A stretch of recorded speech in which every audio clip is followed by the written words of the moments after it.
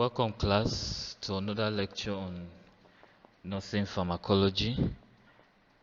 Today, we are going to be talking about prostate cancer and eye conditions, specifically the pharmacology of prostate cancer medications and those for eye conditions.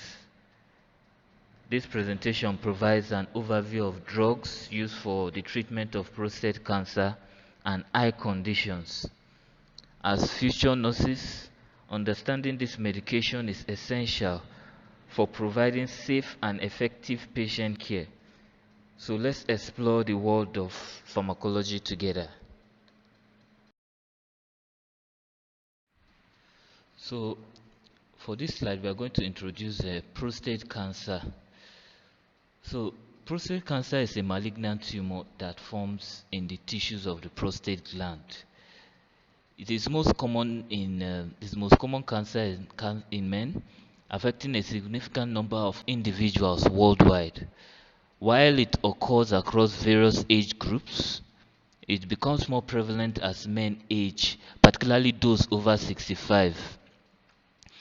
You see, for risk factors, we have age. As we age, the risk of developing prostate cancer increases.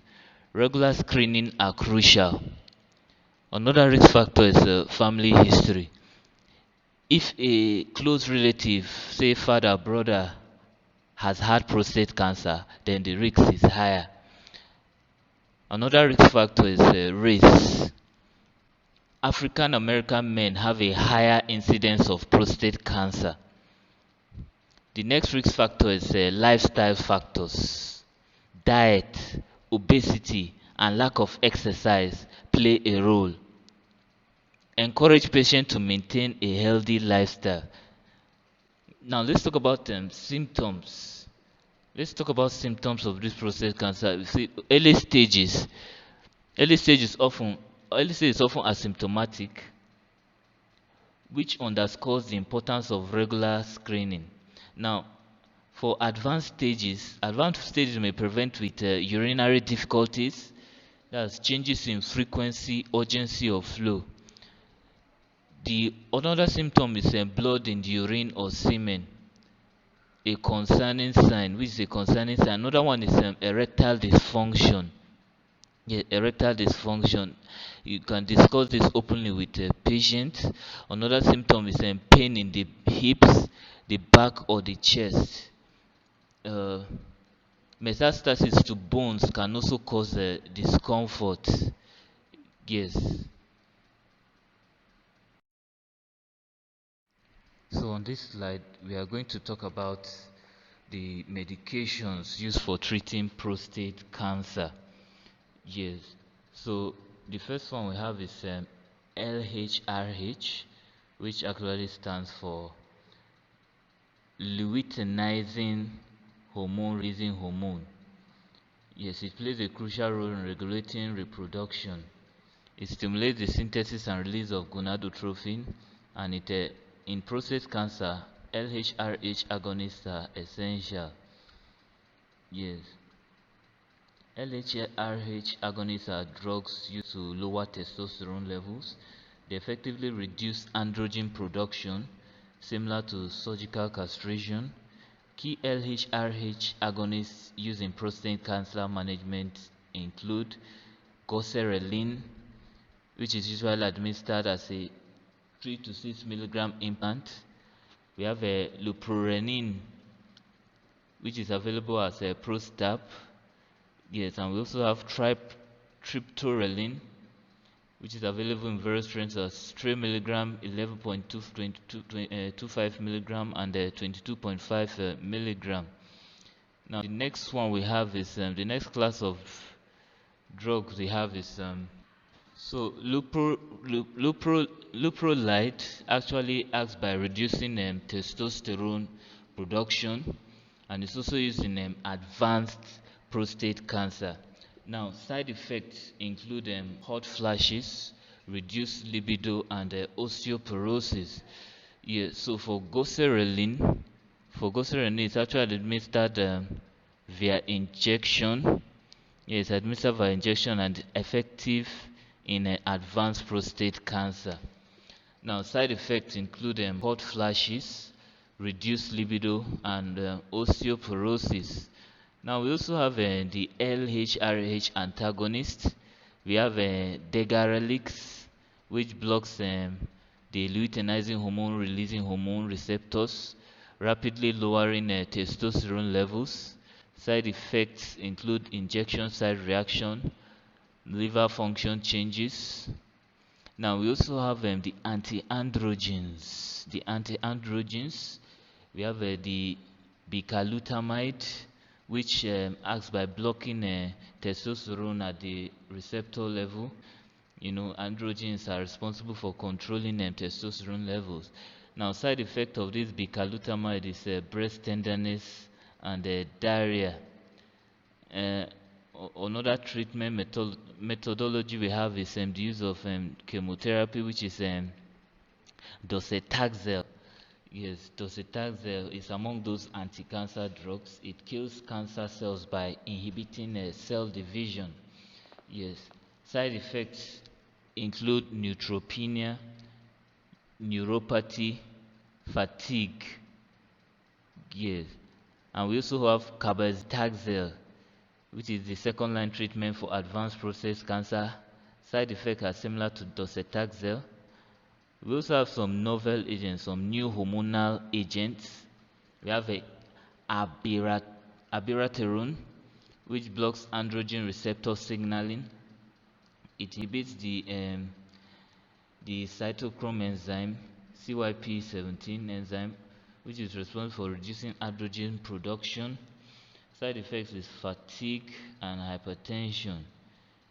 We also have enzalutamide, also a new agent, also a new drug, blocks androgen receptor signaling. Side effects include fatigue, hypertension, and liver toxicity. For radiopharmaceuticals, we have radium 223. It targets bone metastasis, emitting alpha particles. Yes. Now, for side effect, we have a bone marrow suppression, gastrointestinal symptoms. Yes. And now, apart from all those radiopharmaceuticals, we can also engage in supportive care. Supportive care, we can give biphosphonates. We can give biphosphonates. No, usually, when most patients that are on anti-cancer medication have to take these drugs, you know, taking these drugs help prevent bone complication. Yes, side effect is osteonecrosis and renal impairment. We also have denosumab, denosumab, which inhibits, which prevents skeletal-related events. Side effect is hypocalcemia and jaw osteonecrosis. So let's move to the next slide. These drugs might seem so new to you, but if you find yourself working and in a cancer institute, these drugs may not really be as new to you. You can easily get used to these medications. Yeah, so let's move to the next slide. So in this slide, we are going to talk about some eye conditions and also the drugs that we use to treat those conditions. Now, among those popular conditions, we have glaucoma. Yes, glaucoma basically is a condition that damages the optic nerves due to an increased intraocular pressure. Yes, it gradually impairs the peripheral vision, leading to tunnel vision if it's untreated. Yes. Now the next one I'll talk about is the age-related macular degeneration.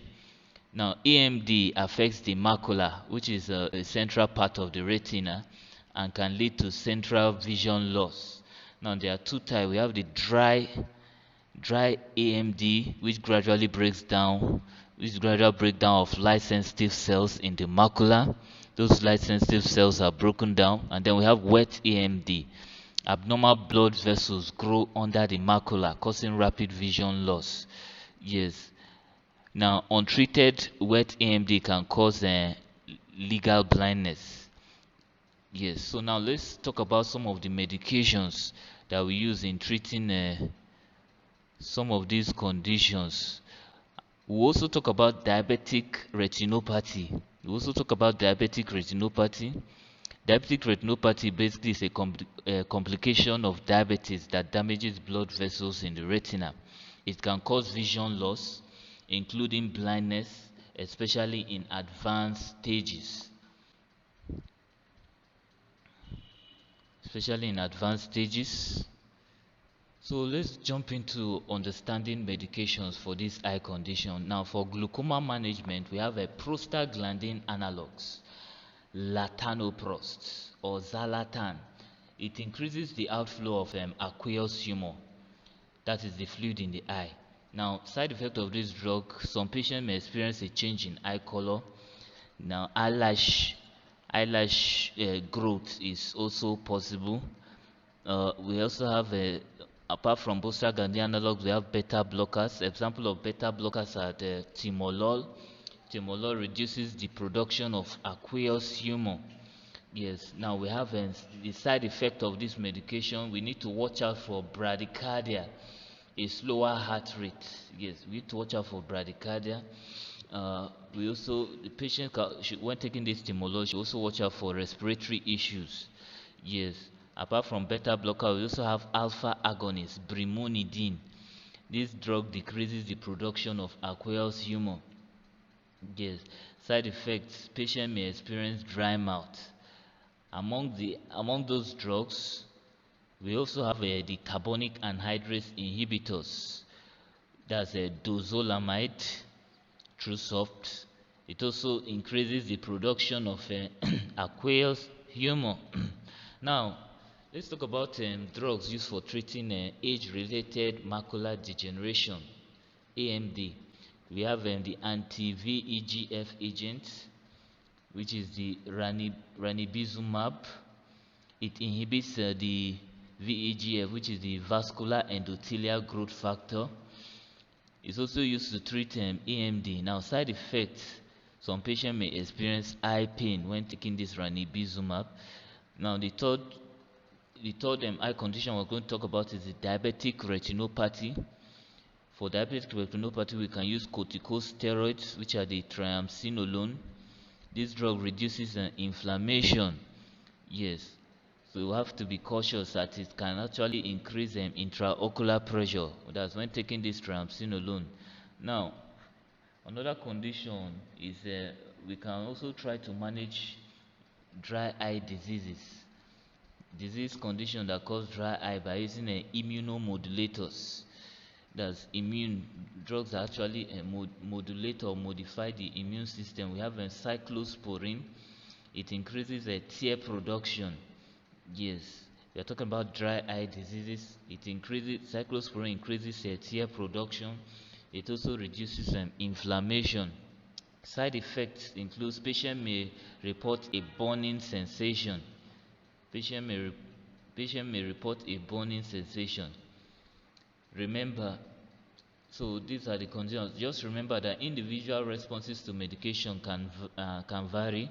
Always consult with an ophthalmologist for personalized treatment plans based on patient needs. So let's move to the next slide.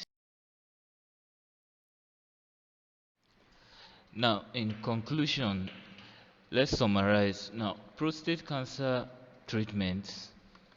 For prostate cancer treatment, we have hormonal therapies used to reduce or block the production of testosterone, which can fuel cancer growth. We have chemotherapies, which are utilized to kill rapidly growing cancer cells throughout the body. We also have for supportive care medications aimed to manage symptoms and improve quality of life for patients.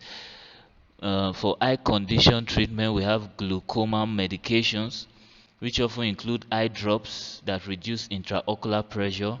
Advanced therapies for AMD, age-related macular degeneration, we have injection, laser treatment, and more recently gene therapy. Now, for diabetic retinopathy treatment, you can involve laser surgery, vitrectomy, or anti-VEGF injections to prevent to prevent vision loss. Now, for endnotes, understanding the area of treatment available for conditions like prostate cancer and eye condition is crucial for delivering comprehensive patient care. Each therapy targets specific aspects of the disease, aiming not only to treat but also to enhance the patient quality of life. As nurses, your role in administering these treatments and providing patient education and support is invaluable. Keep striving to expand your knowledge and skills to offer the best care possible. So, thank you for your attention and dedication.